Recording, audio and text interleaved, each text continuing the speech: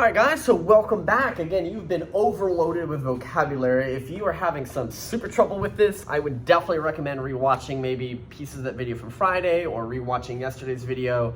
We kind of just go through a lot of the key details of the different segments and like the names of their stuff and all the math that we went into.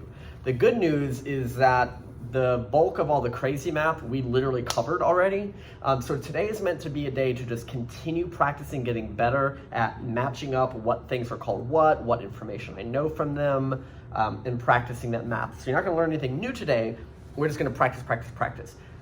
There is a page I'm providing for you to print off that I highly recommend if you have access to a printer to print that off and kind of follow along, because literally today is gonna be like, hi, do this. Here's the answers. Hi, do this, here's the answers. So the video won't necessarily be long, but you wanting to practice stuff could take some time. So of course, if you have questions from the homework yesterday, please get on call right away so we can talk about it. But this is just like the answers to some of those questions. I think I kind of bounced around, but you should have already had access to looking at this, but generally, these were the ones that we did not skip when we went over the examples yesterday. One thing I'll point out, like on this question, because the one we did in class number 6, all of the pieces, like ln, it was giving me the all the way across, where I had to like divide by 3 to get the shorter part and then double it to get the medium. Over here, they were a little sneaky. Like sometimes AG, they gave you the medium size, so you had to cut it in half and then maybe add it together depending what it wanted to know. But even more sneaky is it gave you some information about these side parts, where if it tells you the whole thing BC is 44, this is not a 1, 2, 3 ratio here. For a centroid, these are medians, and that is literally a midpoint. So it's literally like 1, 1, 2 ratio. Like this is exact copy of this. Whereas the going through the middle of the circle at that centroid has that 1, 2, full distance 3 ratio. So just want to point that one out because that threw off some students. So definitely want to just make that note if maybe that confused you. And again, this is just some more math about like what could I set equal based off what I know. Like if this is a circumcenter, then there's possibly different things that I know are congruent, so I can set them equal and then find stuff out. This was also a circumcenter, so again, there may have been things that I knew were equal. I may have needed to do Pythagorean theorem to answer the final question. Like there's all kinds of different things that could have happened there. Being the in center, I don't notice, so now, just kidding. This is for an angle bisector, right? So those are equal to each other. But sometimes if they give you angle information up here, they might be giving you one that's equal to 90 that we know is 90, and then you have to set it equal to 90 and solve. Like all these different things can happen. So you really have to know everything I know about an in-center. In-centers mean the angles are cut in half, it means its distances are 90, it means I can potentially do Pythagorean theorem. I have these pairs of congruent triangles going around at each of the corners for the in-center, whereas for perpendicular bisector, I have pairs of congruent triangles going around the sides. So all different things to kind of look at and know. I know I'm blabbing, but that's why we're just spending all this time practicing it. I think there's even benefit in like erasing or reprinting and like reworking some of these questions. So the next thing I had them do was, this is on the piece of paper that I printed for them, but I was giving them another chance, like, hi, here's 6. Can you give me a name for what those are? So if you want to pause this, do that right now, and then I will give you the answers. Yeah.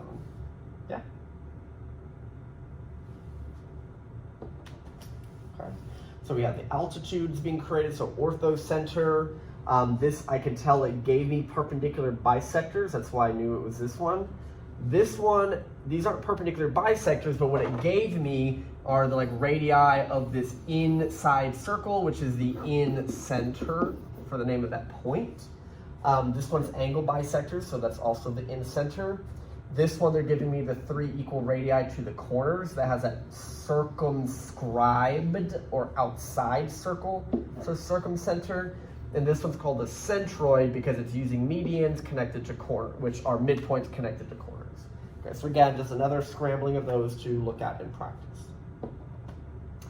Now, the rest of this piece of paper has a whole lot of problems, and a lot of them are like the homework yesterday. But because I wanted them to kind of get it done in class and us check them, I did not want them to do anything that requires the annoying a squared, b squared, c squared math. Not that it's not good practice, but that's the part that slows you down, right? So what I want them to do was anything that was like, oh, just this is the same as that, copy it, or this equals that, solve it. Like anything that's like really quick, or it's like the centroid math where you need to do that 1, 2, 3 ratio, anything. But for all of the answers that you would have needed to go on the side and do Pythagorean theorem, I just told them to draw a little right triangle and go skip. Like, don't do it. Like, literally, I just want you to run through these and go, do I know what math I should have to do on those questions? So if that's a little confusing, I'm sorry. If you would like to take your time and go back and actually work out those, the answer key I'm about to show you does give you the real answer, as well as a little triangle symbol, because I told my students in class if some of them finished faster than others,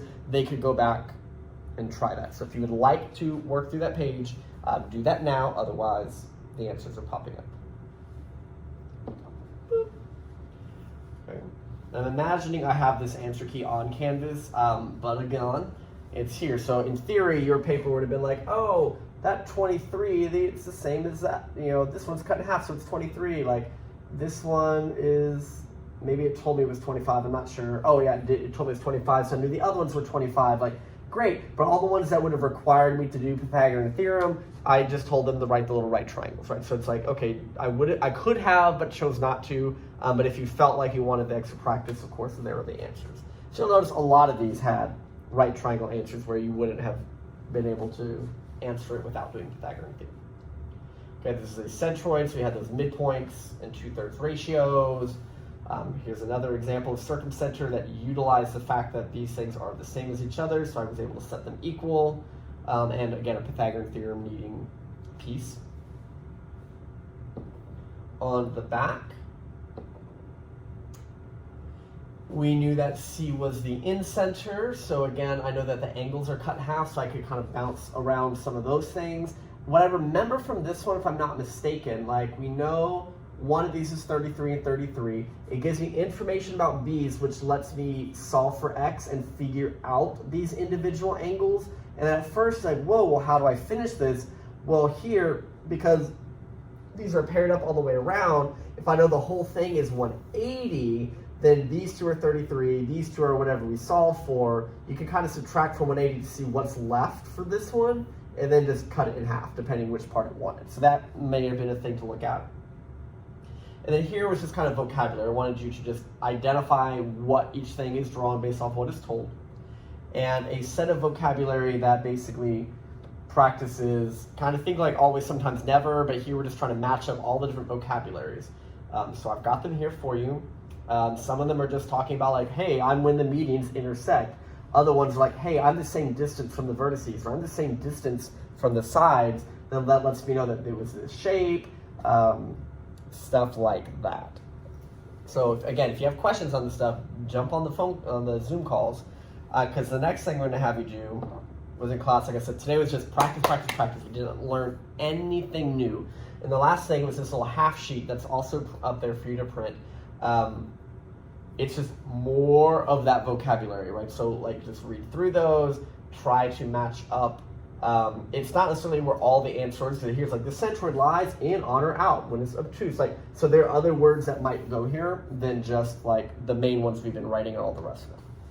So again, I think this is super important to work through these. And then again, the ones that you have questions on, we would probably want to talk about and go over.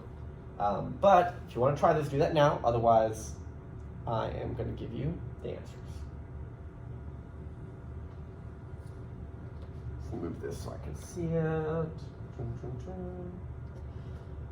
Okay, so one of the things that I noticed got asked quite a few times, like this in, out, on, in. What I want to remind you again from yesterday is that any of the things that require 90 degrees, right? So that would be the altitudes as well as the perpendicular bisectors. If it needs one of those things, so it could say altitudes, it could say perpendicular bisectors, I also know this is associated with the orthocenter and the circumcenter. So if I see those words, those are the ones that when it's acute, it will always end up like within the triangle. If it's a right triangle, like for example, like if the altitude for a right triangle literally is like the sides for those two, you know, and here it's like the other one, but like the sides are literally altitudes, like so the intersection point is physically on the triangle. And then when they're obtuse, it could be situations like, let's say I was doing perpendicular bisectors, so like cut this one in half and jump out 90, cut this one in half, jump out 90, cut this one in half, jump out 90. They end up all intersecting off the triangle completely. So again, that's a refresher. It's something that's in your chart, something that we talked about, but it happened a lot on here. So you don't want to just see obtuse and write out, right? Because it depends. Like the centroid does not use 90 degrees, so that was always on the inside. Like the circumcenter does, and that's why the obtuse, you know, or if it said right, could have been on. Like, so just pointing that out.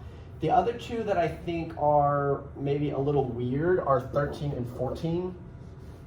It says if a point is on the blank, then it is equidistant to the sides of the angle. And the other one says if a point is on the blank, it is equidistant to the endpoints of a segment. So it's kind of talking about like, let's say I was on a triangle, I'll do like 13.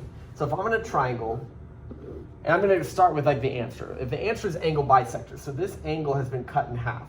What I know is that if I do that to all three of these, that point was the same distance to the side. So if I kind of ignore the fact that it's a triangle and just focus within an angle, a point on the angle bisector is the same distance to the two sides. So within a triangle, it's the same distance to all three sides. Thank you. But here, or if you didn't say it, okay, it's okay. But here, because it's just the one angle, there's only two sides they can be next to. And then similar for perpendicular bisector, normally within a triangle, perpendicular bisectors, once I find where they all three cross out, they become the same distance to the vertices. So if you ignore that it's the whole triangle and just one of them, that is considered to be equidistant to the endpoints instead of calling them vertices on a triangle. But again, those are things I think if you're going to study for the quiz, like these are good things to kind of think about, kind of get yourself situated. So pretty much that's it. The homework is on page 9 and 10 in the packet. It's less intense than the page 5, 6 homework from the day before. It is good to look at. It again practices a lot of the different types of math that we can look at. It's great to practice before the quiz. But again, study all this vocabulary to get yourself ready. Quiz is tomorrow. Chapter worksheet is literally due next Monday. So today's Tuesday. If you're watching this on the correct day, Wednesday on a quiz day, there's no Zoom call. So Thursday and Friday, you want to get on call to ask me things about chapter worksheet. Those are your 2 days if you're not already been on asking me about it. Get it done. Have a good day.